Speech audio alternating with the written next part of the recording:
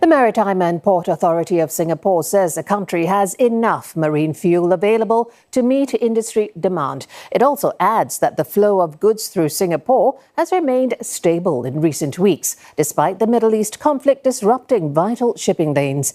MPA is also urging Singapore-registered ships to stay clear of the affected area. Since the start of the conflict, we have issued several shipping advisories to all ship owners and operators of Singapore-registered ships.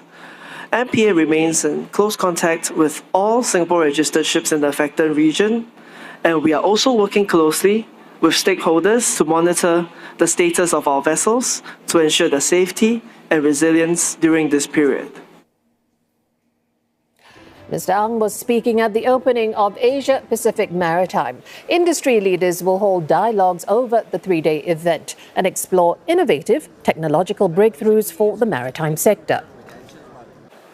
Well, joining me now is Captain Hari Subramaniam, Chairperson of the Nautical Institute Singapore, as well as Chief Commercial Officer at Howden Marine Cargo and Logistics. Also with me is Punit Oza, President of the Institute of Chartered Shipbrokers and founder and director of Maritime and XT. Gentlemen, a warm welcome to the show. Now, a lot's been going on, so I start with you, Captain Hari, because, you know, we're seeing the escalating attacks and all the disruption along the key routes.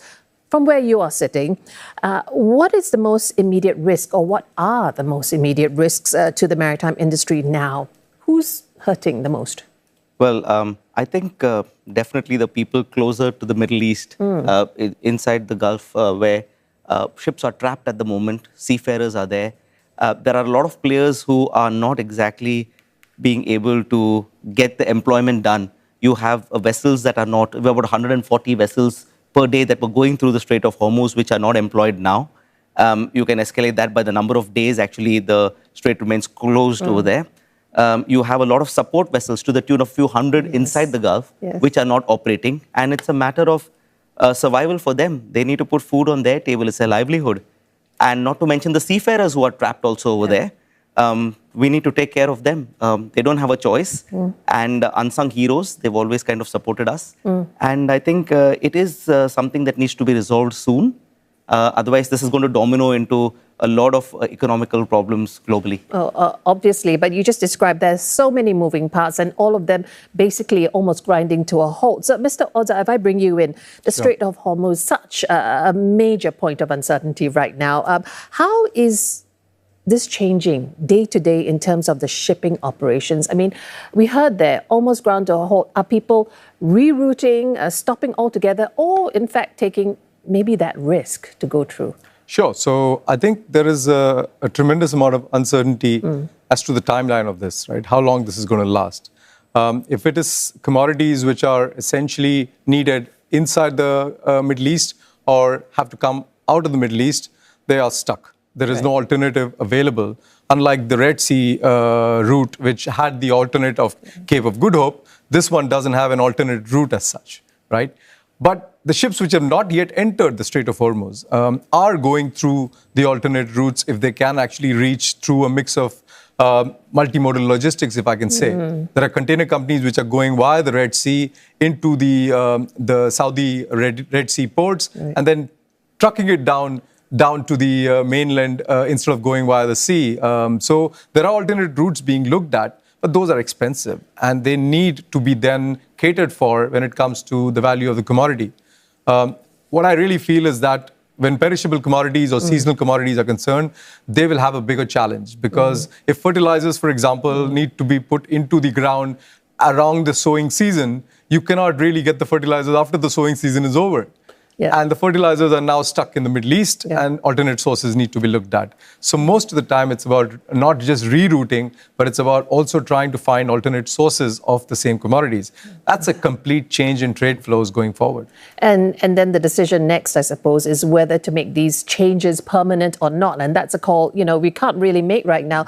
Captain Hari, one of those changes is fuel, right? And you know that hubs like Singapore, the costs are getting to be quite volatile. Are the ship owners already starting to pay more when it comes to things like bunkering, insurance, which you are involved in transit? And what are the knock-on effects? So yes, definitely. I think since we can say that we are at a much more comfortable place away from just being very close to the Gulf and Singapore being as resilient as Singapore is, I think, but nobody can be actually completely oblivious to the fact that it will have a knock-on effect. It is having a knock-on effect. We are seeing that there's a lot of talk, maybe not fully blown experience as yet, but it's going to go up in notches. And I think when we look back, if this doesn't conclude soon, then I think the world is going to be paying. The consumers are going to be paying. Shipping costs are going to go up, and every local individual who's using commodities will actually have to pay a little bit more because the cost will get transferred. And here I must add here a little bit about the fact that a lot of these costs, and Captain Hari can tell me more about it as well, they are all short-term fixed cost, which means that insurance premiums need to be renewed. Cost of that renews every 7 days. So you really need to know what is the current premium, and then that may change in a week's time as well. So it's a complete uncertain outlook from that perspective. Now, in that case, most of the human nature tells you that people will go and err on the side of the caution, which means that they will overcharge rather than undercharge. That is where it has to be about really trying to be sane and sensible rather than being something which is very reckless. Interesting. Let me bring it back to Singapore once more, because although fuel supply remains adequate and we are being told that the port flows are stable, what's behind this resilience? And is it a false resilience, a false sense of stability? Because it could worsen, right? Yeah, absolutely. I think the longer the Middle East and the Strait of Hormuz remains closed, the more challenging it is going to get. There's no two ways about it. Having said that, I think Singapore has also, because of the fact that the refining is an integral part of the trading business, and trading business effectively means that if a consumer is willing to pay the price, you can source the commodities from whatever is the best available source. So the diversification of sources, whether it's from Malaysia, whether it is from Australia, whether it's from Brazil and America, we are seeing more sources coming into the mix now, which the only downside to that is that that takes a slightly longer duration to come to Singapore. Middle East to Singapore is a much shorter duration compared to that. And Captain Hari, what do you make of Singapore's long-term resilience? I think Singapore's proved time and again. I mean, we've gone through a lot of things, including COVID. I mean, our most recent memory of how I think the whole thing was handled. People may have different opinions, but I, being Singaporean, living in Singaporean, have actually seen how it can be in countries outside. They did what they thought was right, and I think it was great. We're all safe. We're all looking back at that saying we survived. Shipping is something similar, like I said, very resilient. And I think it is. You can't escape it. This is something the whole world is going to actually be brought to its knees for, the domino effect. We can't say that we are Singaporean, we are absolutely kind of ring-fenced over there. It will come, but I think we are in safe hands.